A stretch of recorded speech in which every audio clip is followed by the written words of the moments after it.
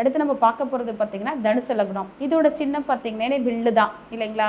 அப்போது நம்ம இந்த லக்னத்தில் பிறந்தவங்க எப்படி இருப்பாங்க பார்த்தீங்கன்னா, அவங்களோட குறிக்கோள் லட்சியம் இதில் மட்டும்தான் முழு கவனம் செலுத்துவாங்க. மற்றவங்களை பற்றி கவலையே பட மாட்டாங்க. ஆனால் அவங்களுக்குள்ள ஒரு சாபம். ஏன்னா நமக்கு எல்லாமே தனுசு அப்படின்னு உடனே நினைவுக்கு வருது என்னன்னா ராமாயணம் தான். அது ராமர் எப்படி எவ்வளோ கஷ்டங்கள் பட்டாரு, போராட்டங்கள் பட்டாங்க அப்படின்றது. அப்போ நம்ம எங்கே போனால் ரொம்ப நல்லா இருக்கும் அப்படின்னு பார்த்தீங்கன்னா ராமேஸ்வரம் தான். அகலிகை அப்படின்னு சொல்லக்கூடிய ஒரு பெண்ணு, அந்த பெண்ணு பார்த்தீங்கன்னா ரொம்ப அழகாக இருப்பாங்க. அவர் ஒரு முனிவருடைய ஒரு மனைவி தான். அதில் வந்து அவங்களுடைய வாழ்க்கை வாழ்கிறப்ப வந்து ஒரு சித்தர் வருவார். யாசை கேட்டு வர்றப்ப பார்த்தீங்கன்னா அப்படின்னா ஒரு சின்ன தவறு நடந்துடும். ஆனால் வந்தது தன்னுடைய கணவர் இல்லை அப்படின்னு அந்த அம்மாவுக்கு தெரியும். இருந்தாலும் என்ன பண்ணுறாங்கன்னா, சரி ஓகே நமக்கு இந்த வாழ்க்கை நல்லா இருக்குது அப்படின்னு எடுத்துடுறாங்க. கணவரால் விடப்பட்ட சாபம் அதில் பிறக்கிறவங்க தான் மேக்சிமம் இந்த தனுர் லக்னத்தில் வருவாங்க. அது மாதிரி நம்ம போய் ராமேஸ்வரத்தில் போய் வழிபாடு பண்ணணும் அப்படின்னா நமக்கு என்ன சாபங்கள் இருந்ததோ அதெல்லாம் நிவர்த்தியாகி நல்லது நடக்கக்கூடிய காலகட்டம் உண்டு.